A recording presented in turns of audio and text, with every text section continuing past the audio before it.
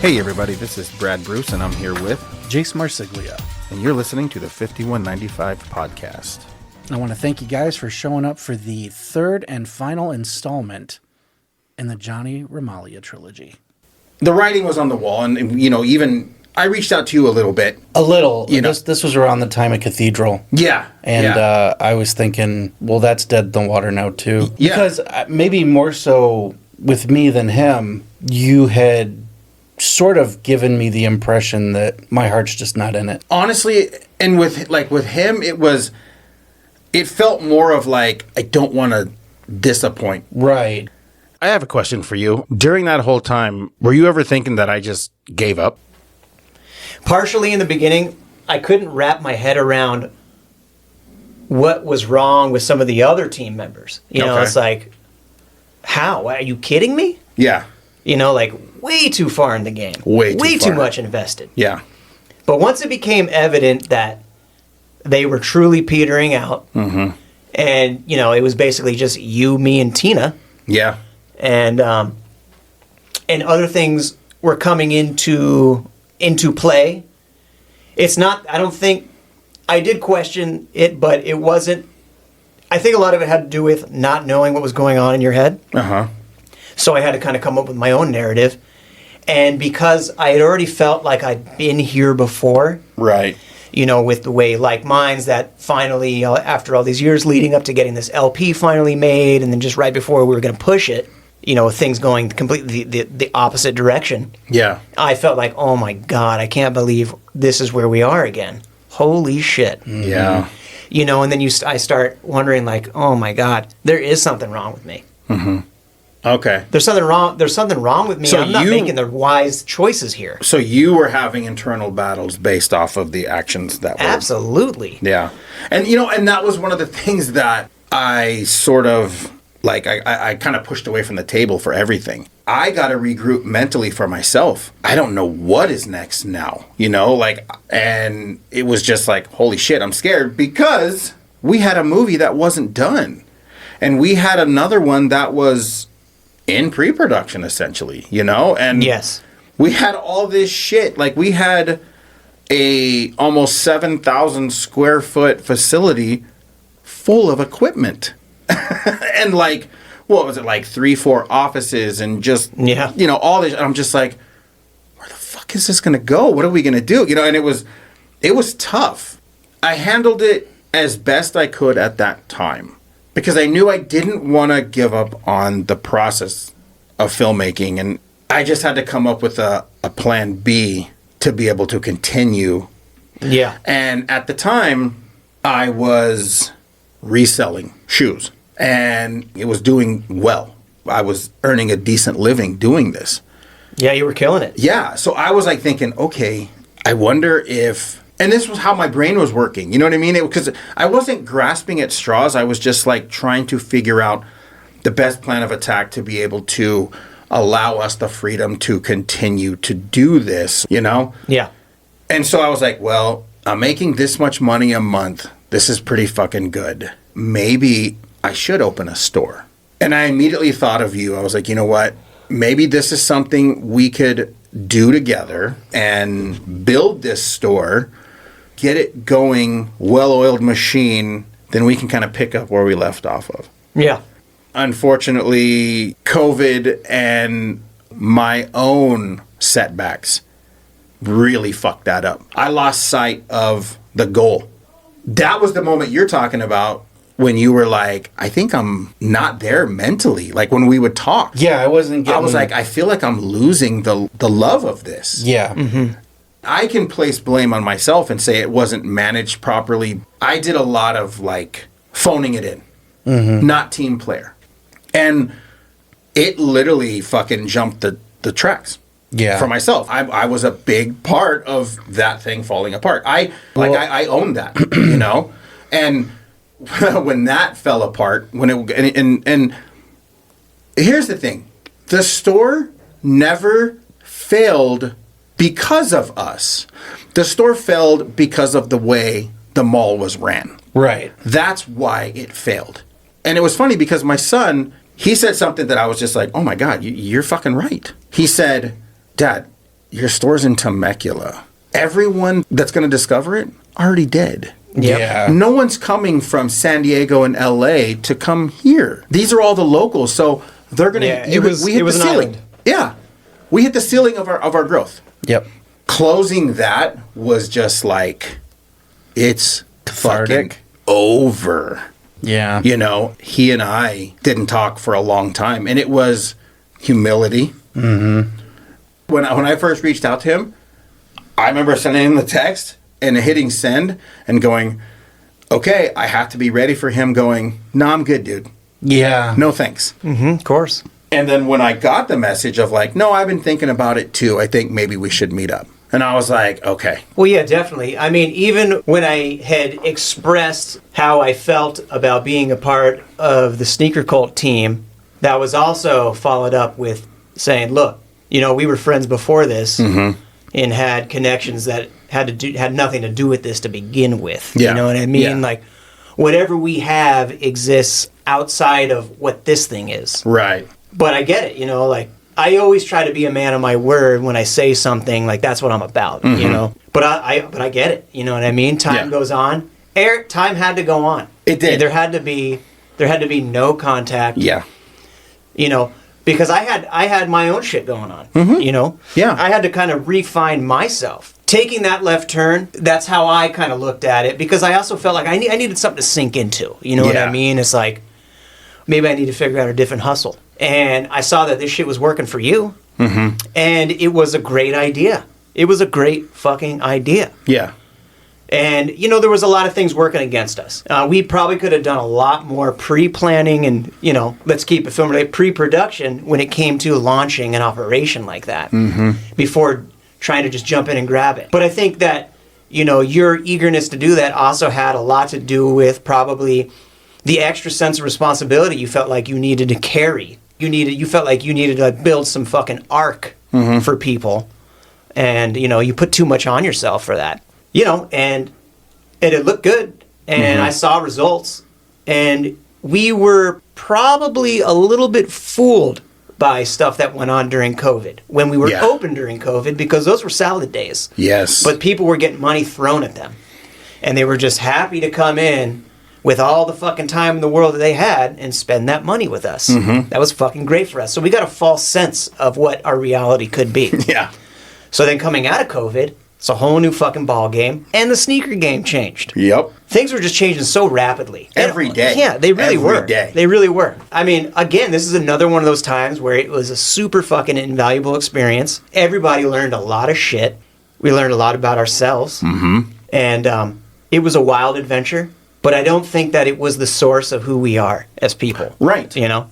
I've had a lot of time to reflect on that time in my life of us starting the store, and I can clearly see it now as trying to hold on to the real prize at hand. And the real prize was the goal of filmmaking. Yeah. You know, and I wanted to be able to create something that was ours that no one could take, and we would be financially allowed to continue our film. Yeah.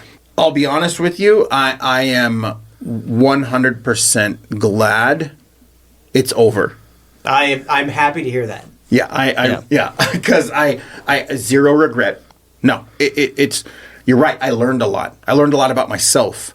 What we were doing there was completely different than being a production company. When it ended, it gave me this weird like epiphany moment of kind of like how you were, where it was like, fuck, this fell apart again. This fell apart, and you start thinking like I'm gonna do something on my own. Yes. You know, and luckily enough, I've always been good at reselling. You know, and I still have spots that I resell still to this day. You know, Yeah, and it's you like, got that. It's okay. I'm cool with that. But I started thinking, okay, I love film. I do. I love everything about the filmmaking process. Jace was going through stuff, you know, and we were suffering in silence. But yet, we would be there for each other, and we would talk. We would, and, you know, obviously it was like, dude, you can hit me up anytime if you want to, you know, whatever. But not taking our own advice at all. Yeah. Whatsoever. Yeah, definitely. Yeah. In fact, I didn't realize how bad it had gotten until this past Thanksgiving when you had said somebody in the industry had noticed our show. Mm-hmm. And you said you had sent me a text with a YouTube video of me being interviewed. Yeah. And you were like, when were you going to tell me about this? And I was like, I didn't. And I was genuinely like, I have no idea. Why wouldn't I have told you about this? I tell you everything. Yeah. And then I thought about when we recorded that interview. I looked at the date. It was when we were in the fucking shit. No, really? It was when we were deep in the shit. Makes sense. To the point where we were talking about post-Desolate, possibly doing this thing I wrote called Cathedral. It was going to be our first feature. It just, with each new development, that was falling into the ether. It was completely disappearing. To the point where at some point he was like, I'm gonna sell shoes. And I was like, okay. You know what I mean? Yeah. I'm like, there it is. You know? Sure. So when I did this interview with Tommy Brunswick from Motor City Nightmares, I didn't send it your way. Well, I mean, it took a while for it to hit YouTube, but when it did, I was just kind of like, I don't want to send it to Brad because he's not about that anymore. You know, and me not being someone who hawks my wares in a way, I didn't want to send it to you just to be like, hey man, check out what I did. Yeah. It just seemed stupid. Right. And it didn't occur to me to send it to him, and I completely forgot about it because I wasn't about it anymore. I did the interview during a time where I was about it. I wasn't that guy anymore months later. So when it hit, I was like, oh, cool. And went about my day. And then years later, I mean, this interview was probably like from 2018, 19. Okay. You know, around the time you guys were wrapping up and everything, and stuff started to dissolve. He sent me the link, and I'm just like, why wouldn't I have told you about that? And then it was like, we really were not talking about movies.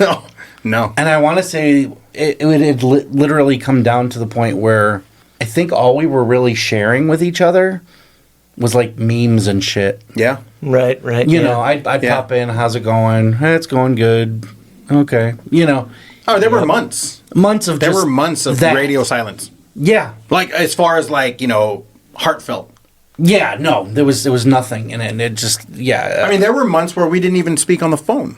It was just purely text, and it wasn't even substantial texting. It was like just checking in. Yeah, how you been, man? And lying to each other. Yeah, because you're not available. 100%.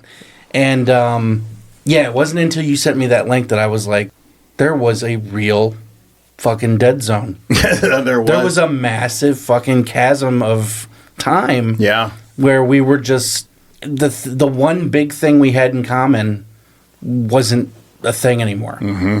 And so now it was just, he's just a buddy of mine that I'm close to on the other side of the fucking country, and you know, I treat him the way I do all my other buddies. I'm like, hey, this is kind of funny. Check this out. Hey, did you see this movie? Check that out. It got super surface. Fucking life after death. Yeah, it really was. Yeah, it was. I mean, there was no love lost or anything. We were cool. Right, exactly. But it just, that creative spark we had, it was 100% gone. Yeah. And I wasn't going to be the guy who kept going, are you creative again? Are you ready to work again? You know, and you know what's weird too is that maybe you felt the same way I did. There were times when we would talk, because we would talk when we moved the stores upstairs, and you know that we'd have a low like a low moment where there wasn't too many customers. We did start talking again, and there were moments where I would hope you were going to be like, oh, I started writing this.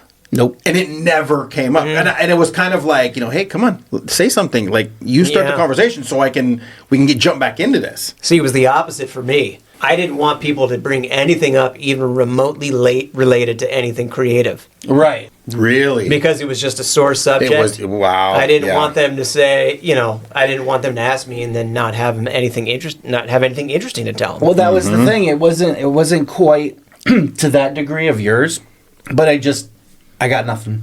Have you been writing? Not really. Yeah. Nope. I wasn't really bitter about it. It was defeatist. And I was just kind of like, Yeah, I got nothing, dude. I'm It's not really. tough. Yeah. And the thing was, I wasn't right. I think I was still doing the stupid Instagram reviews that I do, just to keep writing. Yeah. Because that itch is always there. And I was focusing more on just these mundane little posts with a movie poster. This is what I watched today, 3 out of 4. That was my way of getting whatever residual creativity was bubbling up out. Safely. Where, there's no nothing to look forward to, but nothing to be let down by. Yeah. And and then when I was really in the muck, I'm sitting here going, 3 views, cool. Yeah. I'm just kind of like, who the fuck am I doing this for? Is this for me? Do I give a shit? Yeah. Right. Yeah, it was just, that was a dark gray period of just, Well, speaking of that dark gray period, it literally got to the point to where I was like, I got to get the fuck out of this.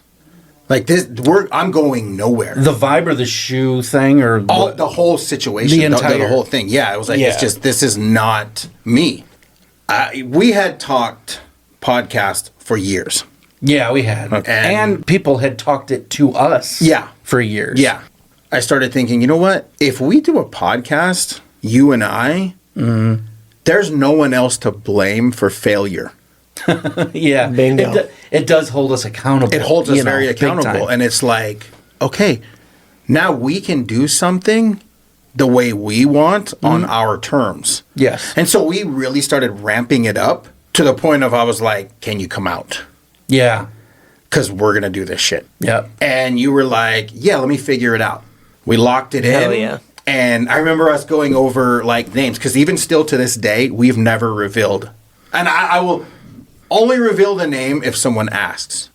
Yes. What me too. 5195 means. No, I've only ever done the same. And we were going over names. We're writing down hundreds of different names. Yeah, we did all kinds of fucking shit. All kinds of shit. Yeah, And then sure. that 5195 was super impactful to me even as a kid. Which to me is astounding because to be honest, until you pitched that to me, I didn't realize what it was. Yeah. It's impactful, but it's obscure. It's extremely. But see, that's what I love. Like that's because even people were like, "What's Red 11 Pictures?" Like I don't understand what Red 11 is. That's a deep cut. Yeah, you got to know your shit. You have to know your shit to know what Red 11 is, and that's what I've always wanted. I've wanted something that sounds it's nice, easy to say, but there's also some heart to it.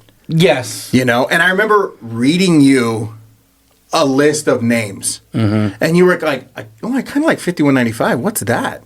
Yeah. Then I told you, and you were like, "Oh shit." Make it so. And then it was it. It was done. And even it's even hidden in our logo.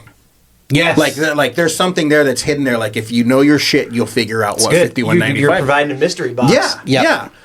It's a topic of convo. Exactly. He came out. It was literally just fucking shy of karaoke fucking microphones, and we were working on the fucking table that we bought that we had shoes on in the store, the big white table, the rolling table. Oh my god, that's what we recorded right. I forgot about that. Yeah, we recorded on that shit, and we're literally day one, a couple of bar stools or something too. It wasn't these mics. No, and we sat down and it looked nothing like this. It looked like a workshop. Yes. Because behind me over here... There was a workbench. There was a workbench. You had Tools a couple of projects. A diagram. Paint. Or a diorama that you were working on. Over here was, you had your tools and a bunch of paint kits and stuff. It was literally just, we found a space and plugged something in. Yeah.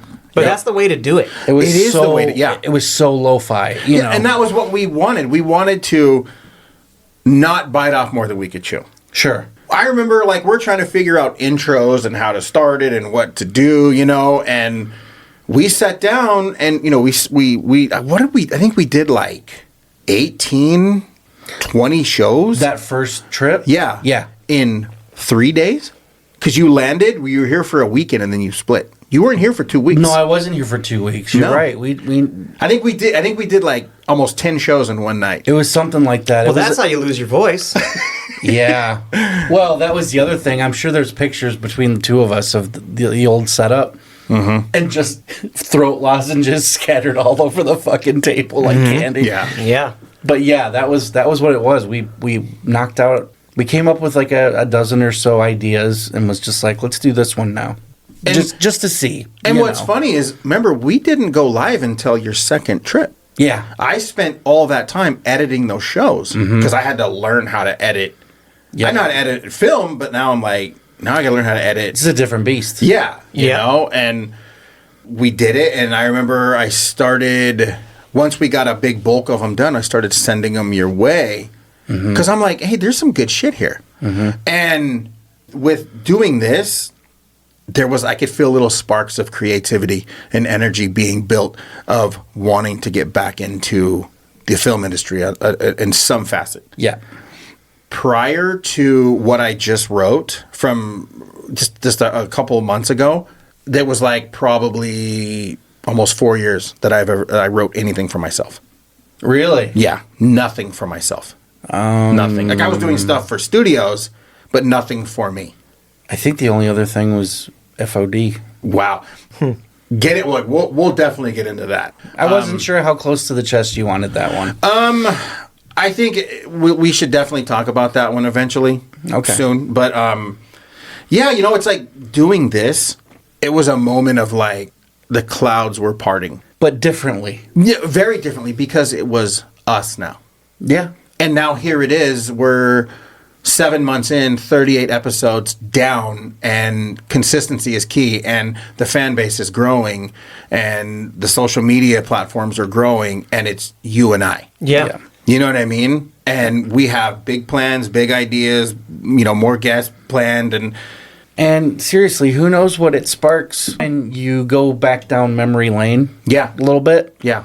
for better or worse. Sure. It really, I mean, because I can't speak for you, man, but I'm kind of like, of course I want to get back into doing that. Yeah. You know what I mean? Yeah. Well, okay, speaking of doing that now, Yeah. that's like our backstory, obviously, of like us kind of like sifting through the ashes Well, and getting sure. getting back to this. Well-worn territory Yeah. on this show, you know. Yeah. What about you now? Like, what have you been up to since the end of the Red 11 thing, the end of the sneaker cult thing? What's been your grind? What have you been up to? So I think my reawakening was just kind of coming home to music. It was close by, but yeah, there was definitely a lot of dead periods. You know what I mean? Where, you know, first that huge hiatus that I was telling you about, that 10-year stretch of just quietly doing stuff, not really trying to take it anywhere, but still doing it. You know. Yep. And you know, painting for the blind, I guess. But now it's like, all right, man, just come home, kill the outside noise, recenter yourself within this. You know, like this is a.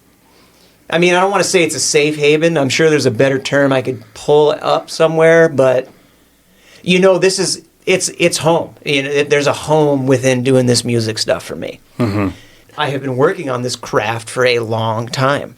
You know, fucking 25 years I've been involved in it, you know? Yeah. And again, like you said, like you were saying when you guys started doing this podcast a few minutes ago, there's nobody else to blame but yourself. And there's a huge amount of freedom in that. There's a different sense of responsibility, but it's the right kind of responsibility. It's the kind of responsibility that you want. You know, you want to be able to just kind of rely on yourself. It's a good resilience to put back into yourself. You know, there is that, you know, that rise of the phoenix thing for it.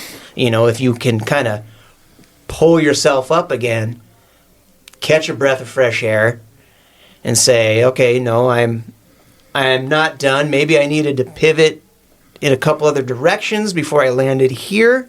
And this also might just be a pivot before I maybe return to something else that I'm still waiting for a wound to heal or whatever. You know what I mean? So you kind of reach that point of your process. You know, everybody's process is different. You know, everybody owes it to themselves to not be afraid to really pull your shit out and look at it.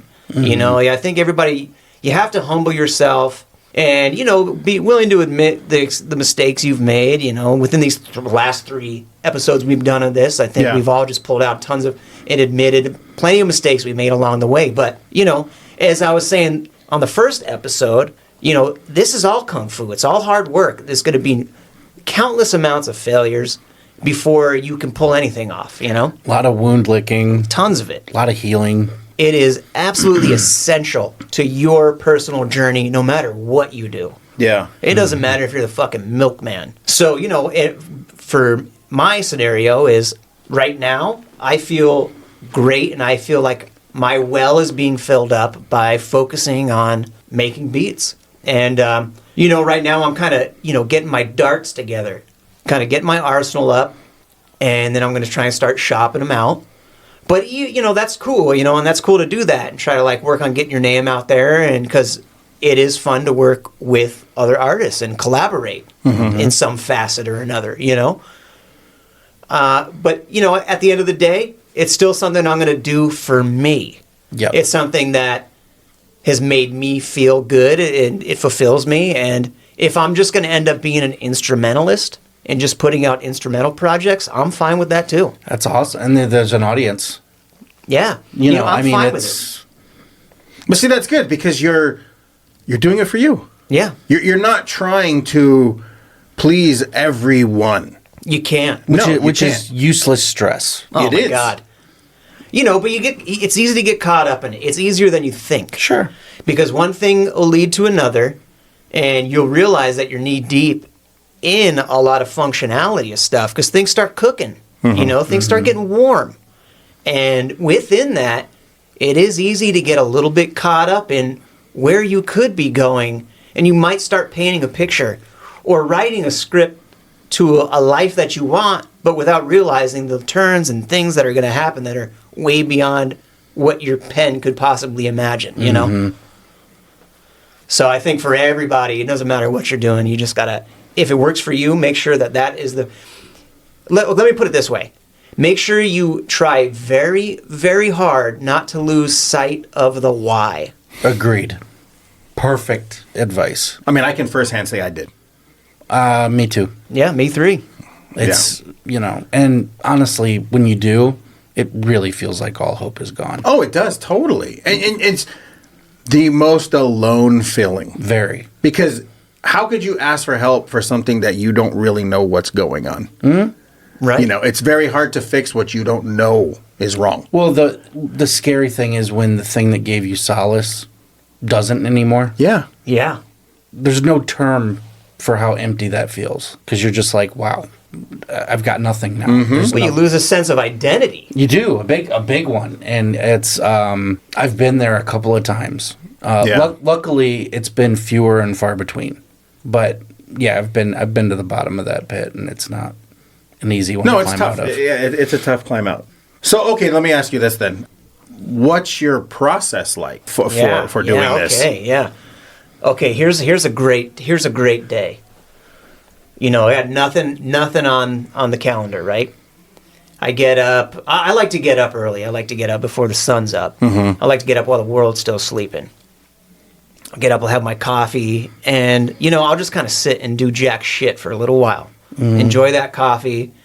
It's almost like it's a form of meditation in a way. I just kind of let thoughts come and go, you know, and I allow myself to kind of get in the groove a little bit. Now, a great day for me is maybe hop in the car, go down to a record store, poke around for a couple hours, see what I can dig up in all different areas. There's a spot I like to go to down in San Diego. It's a folk arts record store, and I like them because they have turntable stations set up there. Okay. And if they're super cool, like if there's nobody sitting there, you can just go grab a little stack together, sit down, pop the headphones on, and I'll just start searching out right there. Not a lot of places do that. A lot of places don't do that anymore. Sure. Because, you know, people don't have good etiquette. They don't know how to handle equipment, and I get it. I do get it. So, you know, I'm down there. I'll fool around with that. I'll find a little arsenal of stuff that I want to take home and sample. I'll go home, and I'll have some... On the drive home, I'll try to do a little bit of, like, mental work. I'll already, like, what do I want to chop up, you know? And sometimes I'll just let whatever I grabbed guide me. So I'll start with the sample. The sample's already got an energy to it. I'll try to cut it up, and I'll let that kind of steer me down the road. And then I'll add drums to that. But then there's other days where I'll start with drums. I'll come up with a cool pattern on the drum machine, and then I'll try to go the other way. I'll let that drum play, and then I'll start dropping records to it until something kind of piques my ear. Ooh, I like that. Bring that back. Because you can catch things at off times. You know what I mean? I could catch something like at like a 2 and 3 bar of a record, which might actually be good on the first bar, the way I'm going to chop it and use it. You know, I try to be open and, you know, not be too formulaic, but yeah, it kind of goes like either sample drums or drum sample, and then I'll chop from there and then want to add bass. I try to keep it simple, but sometimes I do tend to complicate it just because I like to see where else I could take it. And that's why I think, you know, who knows, being an instrumentalist might be a thing for me, because I grew up listening to, you know, people like DJ Shadow, who, you know, fucking Blockhead, DJ Crush. They take you places. They go on a journey. It's mood music. It's cinematic, you know. And these guys, they dig through records that they're like, it could be a 6-minute song, and you feel like you've listened to 5 different things. You know, it's a journey. Right. You know, and sometimes I'd like to do that. And you know, MCs don't always need that. You know what I mean? They're looking for a, you know, maybe a 4-bar intro, drop into their 16, 4 to 8 bar chorus, you know, and then get back into it. Something a little bit more simple and easier to rap over. Right. Which I get. And I love that too. But I like to do other things as well. You know, I love making something that comes off feeling cinematic, something that's going to make you think, you know what I mean? Something that might be thought-provoking. Right. And at the very least, at least inspirational for an MC to want to write to it and rap to it. Right. You know, I don't want to make... I'm not really good at doing just like a jingly type thing. I don't really know how to explain what I mean stuff. You don't want, you want to get some depth to it. Something that came off the assembly line. And it's not that I don't enjoy that stuff in its time and place. Right. It's just that I just don't tend to work that way. But I think it's probably one of those things where creatively it doesn't challenge you. It doesn't challenge me because I just love to fuck things up in a weird way. You know what I mean?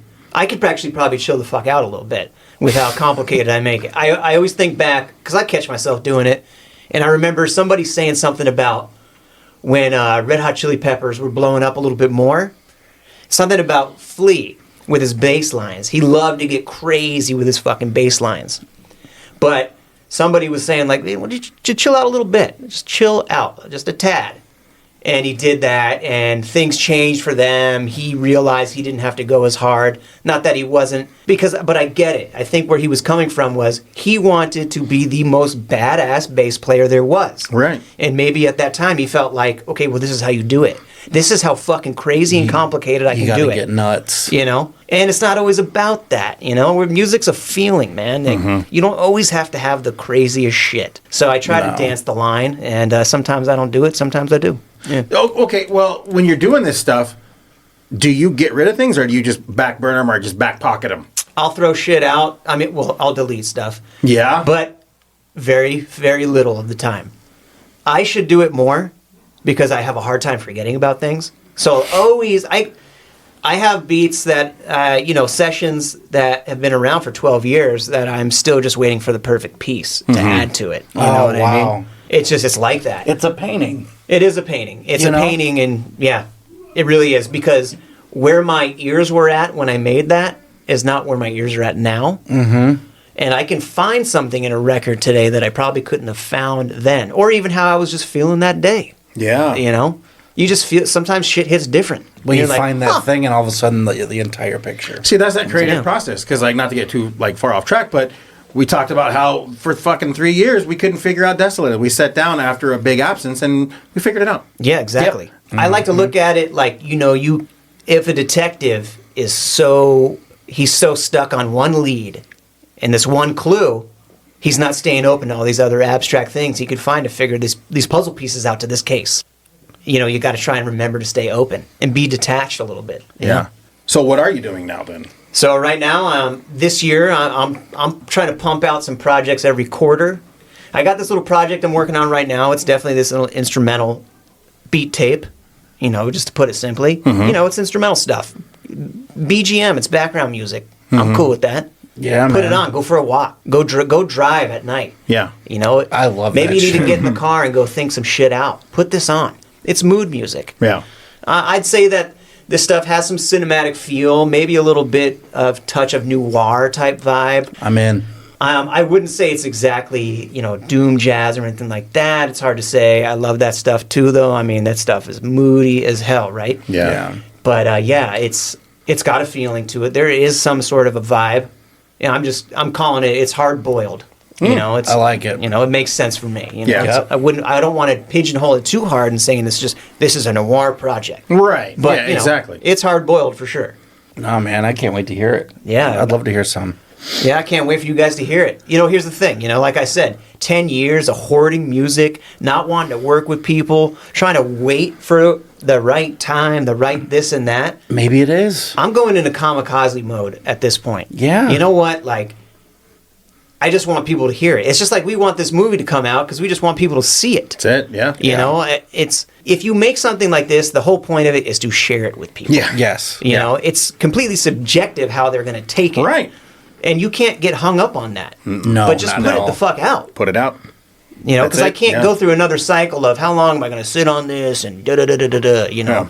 It's Yeah. just got to go out. And then fucking whatever. Be done with it. Move on to But then the you move next on. one. That's the point, is moving on and continuing the creative process. Right, right. Yeah, I totally get that. No, that's fucking awesome, man. I can't wait to hear it, you know? Yeah, same. I can't. Yeah, like, soon. What are your plans on release day? Like, what are you going to do? What am I going to do with it? Okay, so I'm definitely not trying to jump out the gate and press up anything physical. This is just going to go out on streaming platforms. Okay. Sure. You know, it's going to go on Spotify. It'll be on, you know, Apple, iTunes, you know. It'll be on Bandcamp. And maybe a couple other places as well. You know, Yeah. I'll have it available for a download on Bandcamp and things like that, you know. And we'll see what happens. If it should happen to gain some traction and people, you know, are saying, hey man, press this up. Let's get a physical copy of it, then we can go from there. You know? Yeah. But I look at it like this, you know, I'm coming back from a really long hiatus, and I have to be humbled enough and have the humility to realize, like, you just have to look at this like you're starting fresh again. For sure. You're just new booty again. Yeah. You know, Yeah. so this is a reemergence. You know, you have to, these things go out there, it's a body of work. You know, you need to have a body of work available for people to look at. It's for them to be like, do I want to fuck with this guy? Yeah, yeah. Okay, well, let me ask you this question then. You're talking about, you know, a fresh start. When you did pick it back up, did it take some time to find a groove to get back into it, or was it just riding a bike?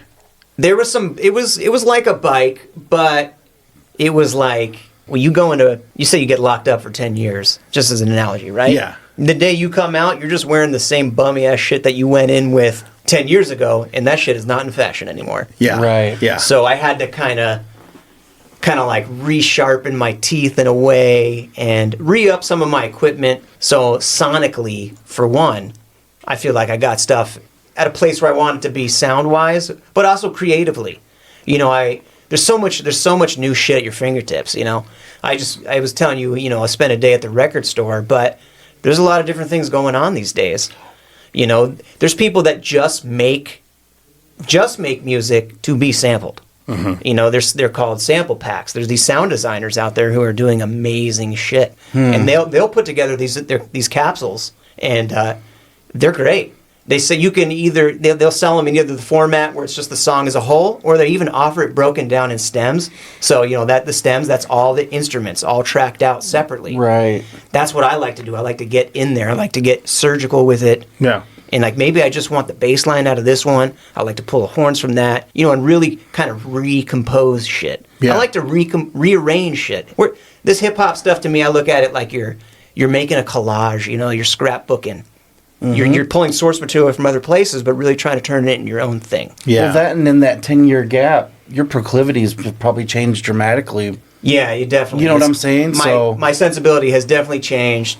You know, I want to go down some different roads. Yeah. Some of the darkness you go through, you know, your vibe changes a little bit. Yeah. You know? So it's just growth. It is growth. It is growth. You know? Yeah. No, man, I think it's awesome. And I for one, we got to trade some info because I definitely want to hear your stuff, man. Yeah, definitely. I'll send some. I'll send something over, luck, but then I won't. Good luck with that. Okay. No. I'm kind of beating my head a little bit right now. I'm just trying to, you know, I'm so close to the end of this project, and again, you know, this is one of those things where it's you do a project in a collaborative sense. You know, there can be nice things about that because you take a load off yourself. Mm-hmm. Yep. But because right now it's so important to just do it alone. Yeah. That, you know, there still is that battle, like, you know, because I'm a perfectionist and I have to deal with that, what could be seen as a setback, because you could be your own worst enemy. Right. Is, you know, I get hung up on shit like artwork. You know what I mean? I want this fucking artwork to be the sickest shit ever, too. Hell yeah. But then I got to realize, like, come on, this is a digital thumbnail. You know, At the end of the day. Yeah, at the end of the Right. day. You know, you get to the point where you can press something physical, then you can worry about that. You can, but I think, like, devil's advocate, it's still a big part of who you are. It is though. a big part, yeah. So I think no matter how minor the detail, it still needs to be all 100% It's got to be right. Yeah. Yeah. Artwork's still got to be dope. It has to be. Yeah. It, We it hemmed totally and has to hawed be. a lot about just our thumbnail. Yeah. You know? Yeah. Like, I mean, It's all part of it. It is all part of it. That creative process is like, you know, that's the thing is like when you're branding yourself, you want shit to be able to stick to where when someone can see it, they know exactly what it is. Yep. You know, they know exactly. Definitely. And like, Definitely. we got super lucky fast because I mean, ours is just like, it's hokey, funny, silly shit, you Yeah. know? And like, you know, us being able to find a super talented artist, you know, that's like willing to give her time and like collaborate with us, that's fucking awesome because it Yeah. takes some of the stress off of us where we can kind of like, hey, this is what we're thinking. Give it to her and then we get shit back and I'll like color and detail and like, it's fun shit. Like, I mean, we have stuff out there that people are like, is this going to be a shirt? Is this Right, going to, you yeah. know, it's like, that's what you want. Definitely. Yeah. Absolutely. You know, that's what you, because that's part of it as well. You're branding yourself, you know, you got it. So with branding comes along with like merchandise, Right, you yeah. know, so Exactly. So, you know, I'm trying to walk the line and, you know, keep the balance there. Try not to make that a prevention of putting work out, but, you know, yeah. understanding like, okay, maybe I can minimize the grand vision I have just to, you know, at least get this fucking piece Yeah, out, well, you know? like I remember even like recently when we met up for breakfast and we started talking about an idea that you had. Yeah. And then I had went home and I had like sketched something real quick because like Yeah. like just looking at like reference material and then sketching that out for you. Like what I was met with when I sent it to you, I was just like, fuck yeah, because we were collaborating. Yeah. You could have Yep. easily been like, oh yeah, that's cool, I'll take it. You know, but it's like it wasn't quite where you needed, you Right, know, and yeah. like that was the shit that I was like, yes. And it's because I really want to use it. Right. You know and what that's I mean? the point Yeah. because it's like this is going to be one of those things where it's like this could be on a fucking LP one day. Oh, it's going to be. Yeah. It This could absolutely be on a will. fucking shirt. This It could will be be. on a It's going hoodie. to be on a hoodie. Yeah. Yeah. You know, so it's like, and the concept is fucking, oh my God, dude, when we're done, I'll fucking tell you the concept. Please. Holy shit. Like it's Yeah, going it's to be dope. fucking, it's going to be super cool. But, you know, even speaking of, you know, your music, you know, if you want to, you know, send us a couple tracks, we'll like shoehorn them in here, you know, so people can get a feel for shit that you Absolutely. have. Yeah, you yeah, know, just to definitely. kind of Yeah. just to kind of get the momentum something going. out there. Yeah. Yeah, if I have something that will, you know, work and kind of, you know, line up with, you know, what the topic is, then yeah, fucking do it. Yeah, I think it'd be great. Yeah, no, I think Yeah. it would because I've always been a fan of the music, the creativity. You know what I mean? Like I've always been a fan of that shit. Appreciate that. Thank you. And I remember like Desolate when we were doing the soundtrack for Desolate. I got this. I don't know if you've ever heard. No, I don't think you have. No. Nope. I got this shit from him that it was like, you know what I mean? And it was very few like suggestions from me. Sure. And I felt so comfortable with giving that to him wholeheartedly because he lived it. Yeah, oh, yeah. You know what I mean? He created the character. He built the fucking house. Like he was immersed in this world. He knows So, he knows what the ambience of this entire thing sounds there's like. no, and all I did was make a couple suggestions, temp wise, of like kind of what I was thinking. Yeah. that was Yeah, it. they were good. They were good guideposts. And what I got back, I was just like, my God. And it's one of those things where when I watch the movie with the music, Yeah. they just fit. You know what I mean? It's kind of like a Carpenter soundtrack to one of his films. Of course. You hear music cues, notes, you associate, you know exactly what it is. Yeah. Now hearing this soundtrack that he's created, just listening to it, I can think of like where the song goes. Nice. You know, Nice. and I'm just like, oh That's my God, cool. Yeah. that's fucking awesome. I'm super excited about, you know, because that's another thing that I want to do is I want to release a soundtrack for Desolate when we do Yeah, this that shit, would be you know? fucking Like, dope. hell yeah. Yeah. I want to do that. I mean, you know, I think we talked about this in the past too, is like stepping away for so long and then kind of like going back to everyone like, hey guys, I'm still here. Who's going to be like, you know, how you been? Or fuck you. Yeah. You know? Yep. And all the people that were important were like, oh my God, you're alive. Let's hang out. Yeah. Yeah. You know? And that was so fucking nice. It's been good. And you do reach a point where you kind of have to do that. you kind of have to see.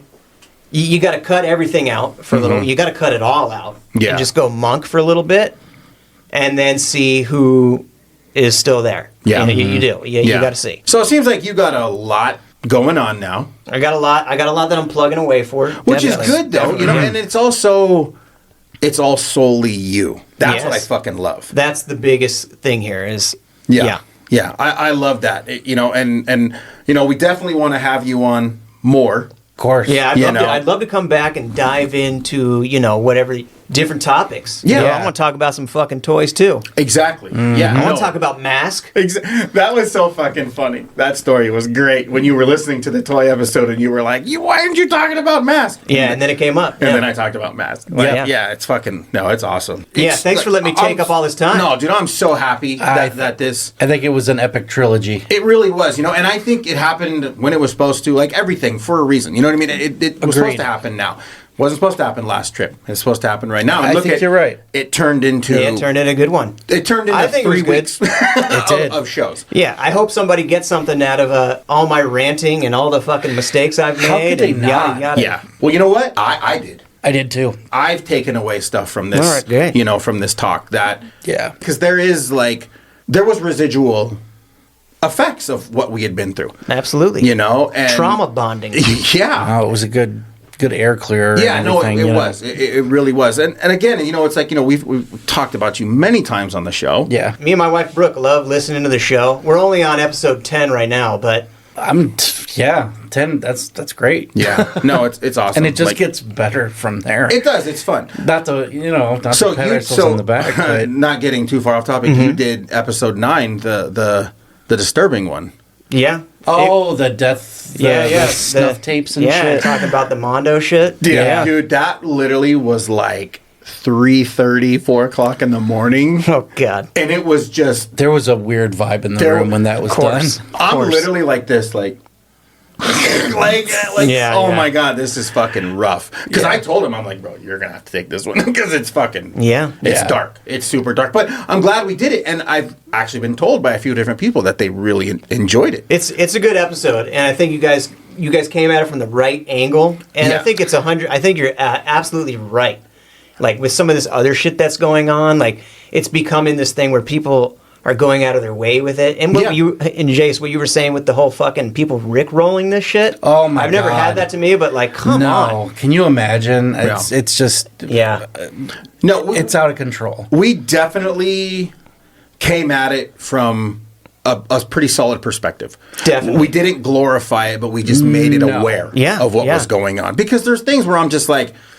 I can't watch this shit. This is fucked up. But it also makes me realize what a crazy fucking world that we live in. Yeah, and I think that it's important to also peek beyond that veil. Yeah. And understand that. Yeah. And that's the thing is like, with us in the show, it's like we're always going to do honest fucking real talk, no bullshit. Yeah. And what I mean? We're not going to sugarcoat anything. If we feel the need to put a disclaimer in front of, that's the only one so far. Yeah, that is. Yeah, that is the only one. But it was like... You guys, you get forewarning. Yeah. Before we drop something too heavy on you. Yeah, it's such an interesting thing because, I mean, if you think about the history of humans, I feel, I mean, we are savage as fuck. Oh, yeah. And I think that we're less savage now than we were way back in the day. I don't know. Maybe not. Maybe I'm wrong. But for me, like, when these, like, youngsters seeing the stuff before they're ready for that. Right. For it to get sprung on you that way, forget about it. That wasn't something we ever had to do. It's one thing to make a choice to do it, but... Yeah. No, it's awesome, man. I really appreciate you even just taking the time, because that's important. The support, giving someone your time to, like, partake in what you're doing, it fucking means the world, man. It does. It really does. Like, I really appreciate it. And then... Even being on, like, I'm just even that much more grateful, for you to come on and want to do this. I'm pumped to be here. Yeah, I'm so glad you came and did this, and we'll have to do it again, Absolutely. really, really soon. So I think we're good. This is great. Thank you so much for having me. Of course, buddy. Man. No, I appreciate it. Well, until next time. See you guys.